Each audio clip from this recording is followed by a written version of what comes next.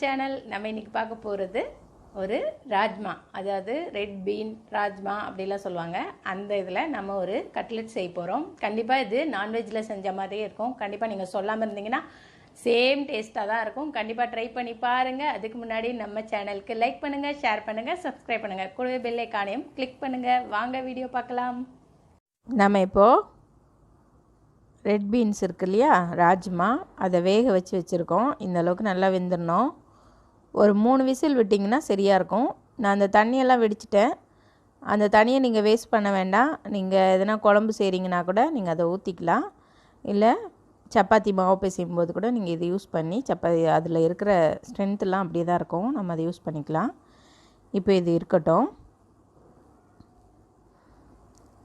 இது ஆறினதும் நம்ம மிக்சியில் அரைச்சிக்கலாம். நல்லா நைஸாக அரைச்சிடணும். இதில் கொஞ்சம் கருவேப்பிலை சேர்த்துருக்கேன். அப்புறம் இஞ்சி, பூண்டு, பட்டை, லவங்கம், ஏலக்காய் இது எல்லாமே சேர்த்து அரைச்சி வச்சதுனால நான் அந்த பேஸ்ட்டை நான் சேர்த்துக்கிறேன். நீங்கள் அரைக்கலைன்னா இதில் சேர்த்துக்கோங்க. ஒரு சின்ன துண்டு பட்டை, ஒரே ஒரு ஏலக்காய், ஒரே ஒரு கிராம்பு சேர்த்துட்டு இஞ்சி பூண்டும் சேர்த்து இதோடு சேர்த்து நல்லா நைஸாக அரைச்சிட்டு உப்பு தேவையான அளவு, கரம் மசாலா, கொஞ்சம் மிளகாத்தூள், காரத்துக்கு ஏற்ற மாதிரி இதெல்லாம் சேர்த்து நம்ம இப்போ அரைச்சிக்கலாம்.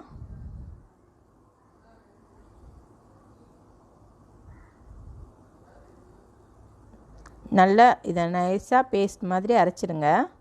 அதாவது நமக்கு இந்த கடலை முழுசாக தெரியக்கூடாது, அந்த ராஜ்மா முழுசாக தெரியக்கூடாது. நல்லா அதனால் நைஸாக அரைச்சிடணும். இப்போ இதில் கொஞ்சோண்டு மிளகு, கொஞ்சம் ஜீரகம், கொஞ்சோண்டு சோம்பு, இவ்வளோ நான் சேர்த்துருக்கேன். அதாவது இது என்ன சொல்கிறதுனா 1/4 டீஸ்பூனில் பாதி அந்த அளவுக்கு தான் எல்லாமே சேர்த்துருக்கேன். ஜீரகம், சோம்பு இது எல்லாமே ஒரு 10 கட்லெட் வரும், அவ்வளோதான். அந்த அளவுக்கு தான் ஊற வச்சுருக்கேன். 150 கிராம் இருக்கும். இப்போ பாருங்கள் நல்லா அரைஞ்சிருச்சு. இப்போ இதில் நம்ம கொத்தமல்லி சேர்த்துக்கலாம்.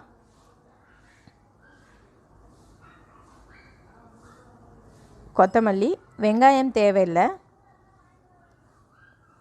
இப்போ நம்ம இதை பிடிச்சி பார்க்குறோம் பாருங்கள். இருந்தாலும் இது கரையும், எண்ணெயில் போட்டோன்னா கரையும். அதனால் இதில் கொஞ்சம் நம்ம ஒரே ஒரு உருளைக்கிழங்கு வேக வச்சு சேர்த்துக்கலாம். நீங்கள் அது வெறுமனே நீங்கள் அது மாதிரி போட்டிங்கன்னா அது கண்டிப்பாக எண்ணெயில் கரைஞ்சிரும்.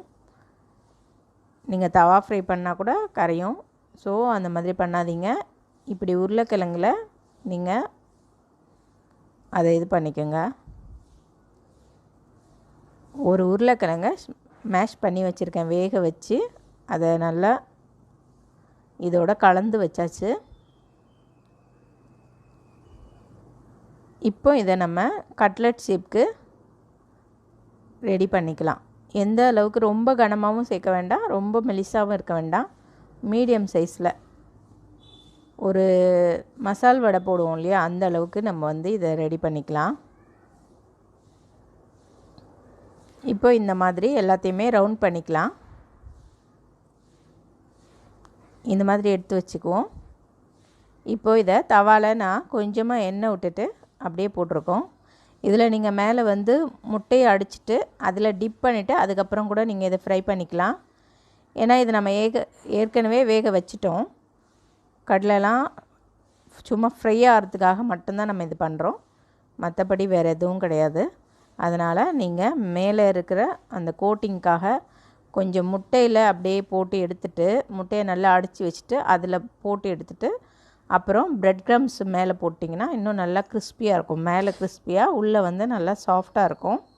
ஆனால் நான் இன்றைக்கி சிம்பிளாக தான் சொல்கிறேன். அப்படியே எடுத்து நம்ம தவாவில் போட்டு 2 பக்கமும் நல்லா ரெட்டாக ஆகிற வரைக்கும் ப்ரௌனாக எடுத்துடலாம் ஃப்ரை பண்ணி.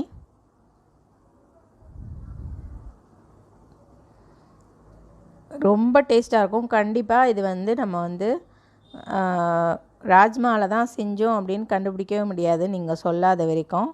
ஏன்னா அந்தளவுக்கு மட்டன் டேஸ்ட்டு அவ்வளோ நல்லாயிருக்கும். இதில் பாருங்கள் எவ்வளோ நல்லா இருக்குது பாருங்கள். அது கலர்ஃபுல்லாக பார்க்குறதுக்கும் நமக்கு நம்ம கறி வடைலாம் செய்வோம் இல்லையா, கறி கட்லெட்டு இந்த மாதிரி செய்கிறது மாதிரி தான் இருக்கும்.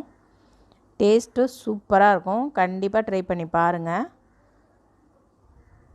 சாப்பிடாதவங்க கூட சாப்பிடுவாங்க, அவ்வளோ டேஸ்ட்டாக இருக்கும் இந்த கட்லெட், ராஜ்மா கட்லெட். இந்த ராஜ்மான்றது கடைங்களில் எல்லா மளிகை கடையிலையும் கிடைக்குது. ரெட் பீன்ஸுன்னு சொல்லுவாங்க, அப்புறம் ராஜ்மான்னுவாங்க இதுக்கு பேர்.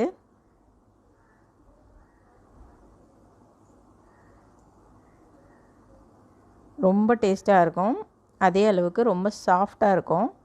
அந்த மேலே கிறிஸ்பி வேணும், இன்னும் நல்லா சாஃப்டாக வேணும், கிறிஸ்பியாக வேணும் அப்படின்னா நீங்கள் வந்து அந்த முட்டையில் தோச்சிட்டு அப்புறமா ப்ரெட் க்ரம்மில் முக்கி எடுத்து அதை போடுங்க. இப்போ இன்னும் கொஞ்சம் உங்களுக்கு நல்ல ஒரு மேலே கிறிஸ்பியாகவும் உள்ளே சாஃப்டாகவும் இருக்கும்.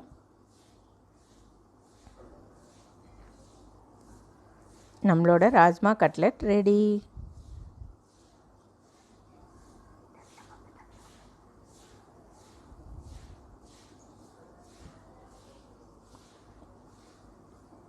ரொம்ப ஹெல்த்தியான ஃபுட்டுங்க இது. நம்ம நார்த் இந்தியன் ஸ்டைலில் பண்ணுறது இது. அவங்க தான் அதிகமாக இந்த ரெட் பீன்ஸ் செய்வாங்க. ஸோ அதில் நம்ம வெரைட்டியாக செய்யும்போது எல்லாருக்குமே பிடிக்கும். ஏற்கனவே இதில் ராஜ்மாவில் நம்ம வந்து நல்ல கிரேவிலாம் பண்ணலாம், ரொம்ப நல்லாயிருக்கும் சப்பாத்திக்கு பூரிக்கு எல்லாமே. அதுபோல் இது வந்து நம்ம ஊர் ஸ்டைலில் நம்ம டேஸ்ட்டுக்கு ஏற்ற மாதிரி ரொம்ப ரொம்ப ரொம்ப டேஸ்ட்டாக இருக்கும். கண்டிப்பாக ட்ரை பண்ணி பாருங்கள்.